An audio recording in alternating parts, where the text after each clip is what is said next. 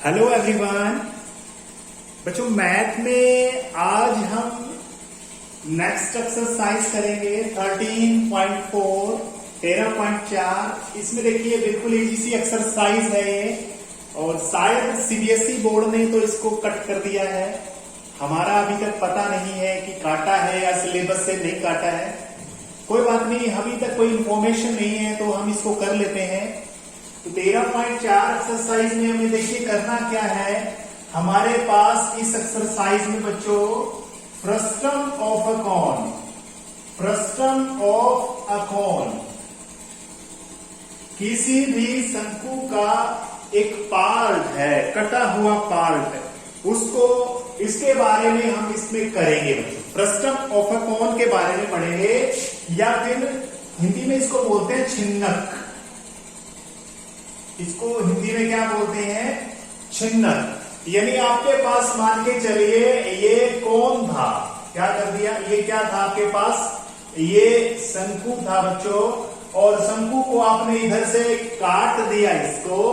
तो ये वाला पार्ट काटने के बाद जो दो आपके पास शेप बचेगी, ये वाली शेप एक बाल्टी की तरह, गिलास की तरह, यानी ये वाली जो शेप होती है इसी को हम बोलते हैं फ्रस्टम ऑफ अ कॉन, छिन्नक, शंकु का छिन्नक बोल सकते हैं इसको। यानी कहने का मतलब उसके नीचे वाला पार्ट जो है, जिस साइड से कह सकते हैं चोंच कह सकते हो, यानी जिस साइड से एज थी आपकी, तो इसके अंदर वो काट दिया। तो ये क्या बन गया आपके पास, ये बन गया फ्रस्टम, या फिर बोलते हैं इसको छिन्नक, बाल्टी या गिलास।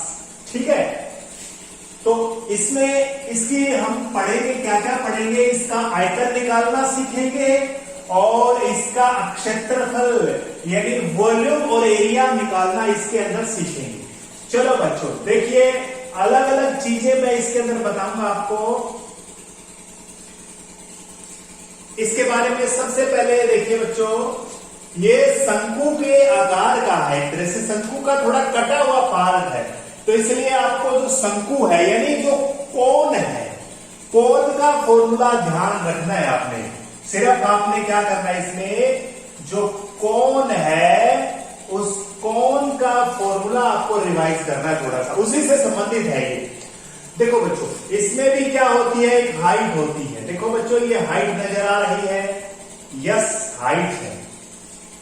इसमें भी एक त्रिज्या होती है, लेकिन त्रिज्या एक नहीं होती, इसमें रेडियस यानी दो रेडियस होती है बच्चों, दो होती है, ऊपर वाली R1, नीचे वाली R2।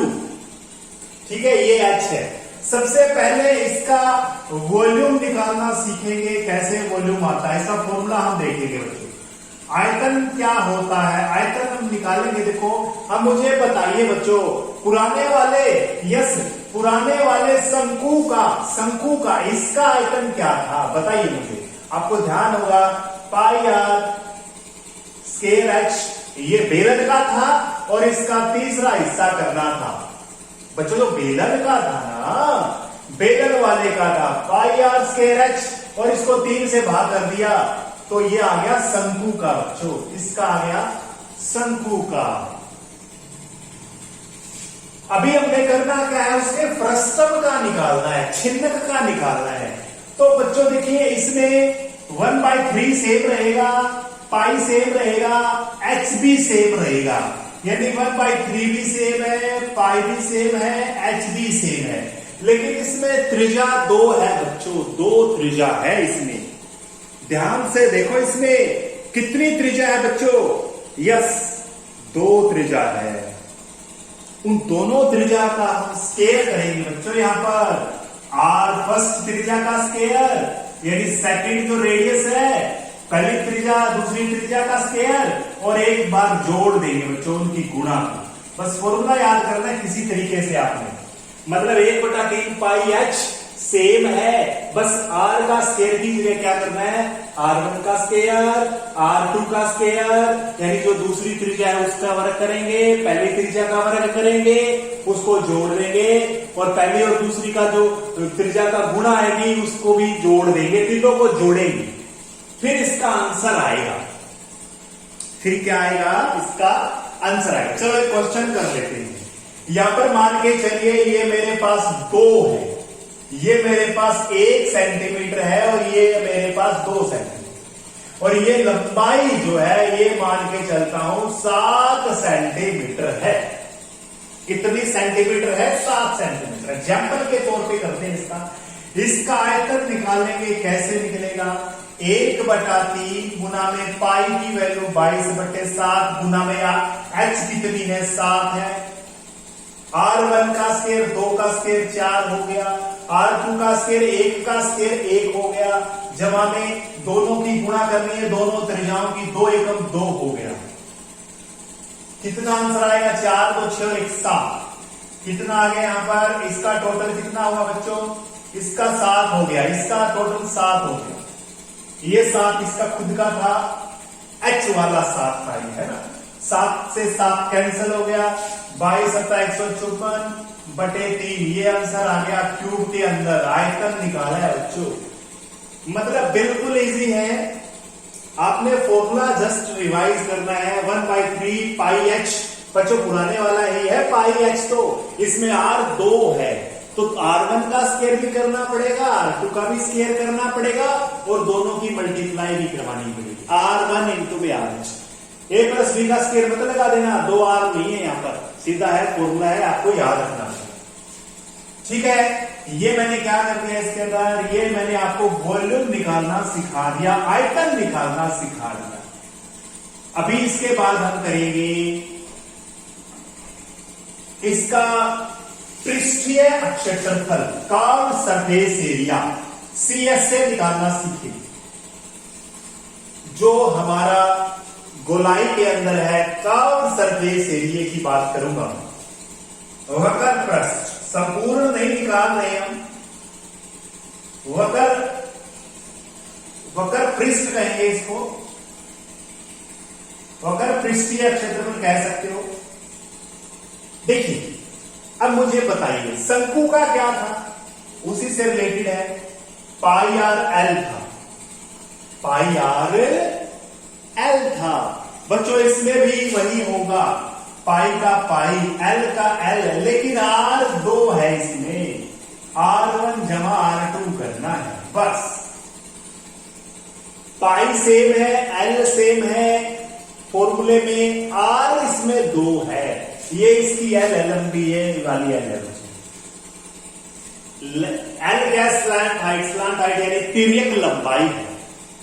एल बताऊंगा फॉर्मूला क्या है एल का, पाई आर एल। वैसे फॉर्मूला तो वही है ना, पाई आर एल, आर इसमें डबल है तो जोड़ दिया, बस ये याद रखना है। अब एल कैसे निकालेंगे, पहले वाले में कैसे निकाला था, वर्गमूल किया था। देखो पुराने वाले में याद दिलाता हूं आपको, एल कैसे निकाला था, आर का स्क्वायर किया था, एच का स्क्वायर किया था, यानी कर्ण की 2 निकालना है। कर्ण यानी जो आपका हाइपोटेन्यूज है उसका स्क्वायर करना है।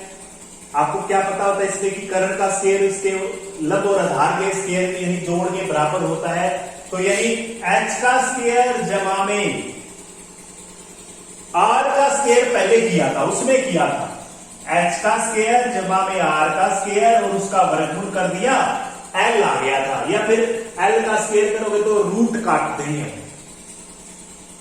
इसमें एच तो सेम है लेकिन आर फिर से सेम नहीं है, इस फॉर्मूले में थोड़ा सा अलग है बच्चों।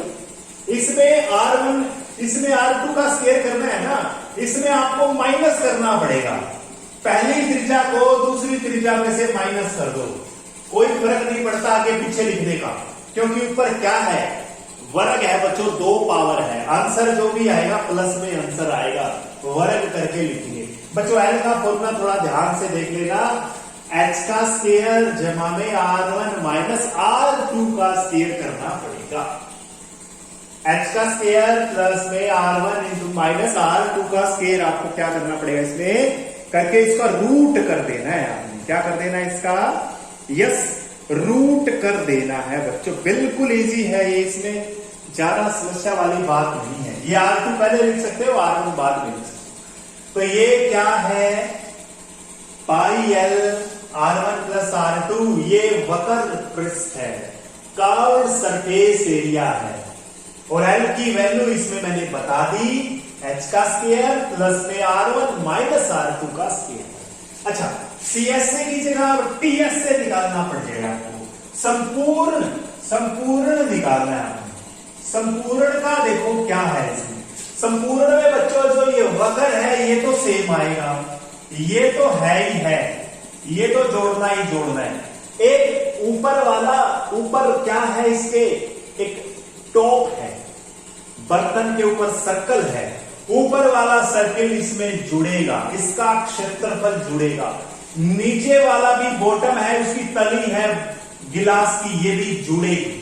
तो ये वक्र में ऊपर वाला सर्कल हो गया, ऊपर वाला सर्कल हो गया। जैसे आपके पास ये डिब्बा है, इसका भी सर्कल हो गया ऊपर से, और नीचे वाला भी सर्कल हो गया। दोनों को हम जोड़ देंगे, दोनों का वर्ग जोड़ देंगे, यानी कहने का पाया स्क्वायर, वृत्त का क्षेत्रफल जोड़ देंगे बच्चों, वर्ग नहीं, दोनों का क्षेत्रफल जोड़ देंगे, ऊपर वाला भी नीचे वाला भी। तो ये सारे के सारे पृष्ठ हो जाएंगे। वक्र भी इसमें आ गया, टॉप एंड बॉटम भी इसमें आ गया। बिल्कुल इजी है बच्चों, इसमें आपने फॉर्मूला रख के इसका आंसर निकाल, ठीक है। तो बच्चों ये आपका बिल्कुल इजी से क्वेश्चन था, ये आप इसमें आसानी से इसके क्वेश्चंस को सोल्व कर सकते हो। अब एक बार फिर से मैं बता रहा हूं, ये आपके पास छिन्नक है, बाल्टी है, या फिर कोई भी चीज, गिलास हो सकता है, यानी फ्रस्टम है ये। आपको इसके अंदर एक R1 की जरूरत पड़ती है, इसमें आपको R2 की जरूरत पड़ती है, इसमें आपको H की जरूरत पड़ती है। अगर ये तीनों चीजें आपके पास है, या आपके पास L पड़ा हुआ है, H ना हो तो भी यानी तीन चीज आपके पास होना चाहिए। पहली त्रिज्या होनी चाहिए, दूसरी होनी चाहिए, या H होना चाहिए। H या L में से एक होना चाहिए, तो आप कुछ भी निकाल सकते हो। क्योंकि अगर L या H में से एक आ गया तो आप इस फॉर्मूले से, इस फॉर्मूले से R1 माइनस R2 की सहायता से, ये अगर आपके पास H दे रखा है और दोनों रेडियस दे रखी है तो आप L निकाल सकते हो। अगर आपके पास L दे रखा है और H नहीं दे रखा और दोनों दे रखी है तो भी आपको H निकाल सकते हो। इसके बिल्कुल इजी है बच्चों, दो त्रिज्या चाहिए और एक L या H में से एक चाहिए। बिल्कुल इजी सा क्वेश्चन, आप इसको सोल्व कर सकते। तो ये एक्सरसाइज है बच्चों, इसमें आसानी से हम क्वेश्चंस को सोल्व कर सकते हैं। तो बच्चों फर्स्ट 2 सम आज हम करते हैं। पहले 2 क्वेश्चंस देखते हैं कैसे हैं। इस एक्सरसाइज में टोटल 5 क्वेश्चंस हैं।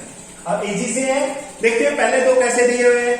एक गिलास दिया हुआ बच्चों, ड्रिंकिंग ग्लास, पानी पीने का ग्लास है कोई भी, वो फ्रस्टम के आकार का है, उसकी हाइट दे रखी है 14 सेंटीमीटर और डायमीटर दोनों की दे रखी है 4 मीटर और 2 मीटर। देखो बच्चों यही जो मैंने करवाया है यही दिया हुआ है। ये ऊपर वाला डायमीटर 4 सेंटीमीटर है और नीचे वाला 2 सेंटीमीटर है बच्चों। ये व्यास दिया हुआ है, इसकी हमें रेडियस R की जरूरत पड़ने वाली है और इसमें हाइट दे रखी है कितनी, 14 सेंटीमीटर इसकी हाइट है। तो बच्चों क्या दिया हुआ है इसमें, ये बोल रखा है इसकी कैपेसिटी निकालिए, इसकी धारिता निकालिए। बच्चों धारिता का मतलब क्या होता है कि कितना लिक्विड उसमें आएगा। तो लिक्विड वाली बात मैंने क्या बताई थी आपको, जब भी आपको किसी में पानी डालना है, जब भी आपको कोई और दूसरा लिक्विड डालना है या किसी में गैस भरनी है तो आपको उसकी वॉल्यूम यानी आयतन हमें निकालना होता है। क्या निकालना होता है, यस, उसका आयतन हमें निकालना होता है बच्चों। तो इस तरह से इसका आयतन निकाल दो, बस सिंपल सा फॉर्मूला है, 1/3 में पाई H करना है और R1 का स्क्वायर भी करना है, R2 का भी स्क्वायर करना है। ये सिंपल सा फॉर्मूला हो जाएगा। 1/3 इंटू में पाई 22/7 ले लो, H 14 लेनी है और R1 4 का स्क्वायर, 2 का, ये सॉरी एक हो जाएगा इसमें, R1 इंटू में R2 ये भी लगाना है बच्चों, है ना, जोड़ना भी है R1 प्लस में R2, है ना, ये जोड़ना भी है बच्चों। तो ये इस तरह से फॉर्मूले में रख देंगे, इजी से क्वेश्चन सोल्व हो जाएगा। अगला क्वेश्चन देखो, अगला क्वेश्चन क्या दिया हुआ है, बिल्कुल इजी है। अब की बार अगला क्वेश्चन जो दिया हुआ है उसमें थोड़ा सा चेंज करके दिया हुआ है, उसमें रेडियस वगैरह नहीं दी हुई, उसमें आपको सरकमफ्रेंस यानी परिधि दी हुई है बच्चों। इस पूरे की घेरा, ये घेरा दिया हुआ है, इसमें भी ये पूरा घेरा दिया हुआ है, ठीक है। सरकमफ्रेंस दे रखी है, एक में जो सरकमफ्रेंस है बच्चों क्या दिया हुआ है इसमें, पैरामीटर बोल सकते हो, पैरामीटर, ठीक है, पैरामीटर। एक का 18 दिया हुआ है, एक का 6 दिया हुआ है। ये टोटल जोड़ने से यहां तक लंबाई है 18 मीटर है, सरकमफ्रेंस फर्स्ट कह सकते हो। और इसकी क्या है, दूसरे वाले की C2 कितनी है, 18 की जगह क्या दिया हुआ है, 6 सेंटीमीटर दिया हुआ है। तो इसकी मान लेते हैं R1 रेडियस, इसकी मान लेते हैं R2। तो ये C1 किसके बराबर होगा, 2 पाई R1। यस, ये तो फॉर्मूला आपको पता ही है भाई, परिधि का क्या फॉर्मूला होता है, सरकमफ्रेंस यानी क्या होती है, 2 पाई R होता है। तो R1 ले लिया आपने, यहां से R1 की वैल्यू निकल जाएगी 18/2 पाई, 9/पाई आ गया। पाई का पाई रखो एक बार, आंसर मत करना, पाई की वैल्यू मत रखना है। R1 की जगह 9/पाई आ गया। इसी तरह से R2 कितना आएगा बच्चों, बिल्कुल इजी है, 6/2 पाई यानी 3/पाई आ जाएगा। 6/पाई का कितना आ गया, 3 पाई आ गया बच्चों। 9/पाई आ गया, 3 पाई आ गया। और इसमें स्लांट हाइट दी हुई है, तिर्यक ऊंचाई दी हुई है, कितनी, यस, तिर्यक ऊंचाई दी हुई है 4 सेंटीमीटर। कितनी दी हुई है, 4 सेंटीमीटर। अब आपको ज्ञात क्या करना है, इसमें लास्ट में देखिए कर्व्ड सरफेस एरिया निकालना है, CSA निकालना है, कुछ नहीं करना बच्चों। इसमें x तो दे ही रखा, L दे रखा है आपको बच्चों, x नहीं दे रखा, आपकी बात L जो आपको आंसर में चाहिए। क्या आंसर है, पाई R की जगह क्या लिखना होता है, दोनों का जोड़ लिखना है बच्चों। पाई R1 + R2 इंटू में L को आगे लिख दो, पीछे लिख दो, कोई फर्क नहीं पड़ना, गुणा में है ना।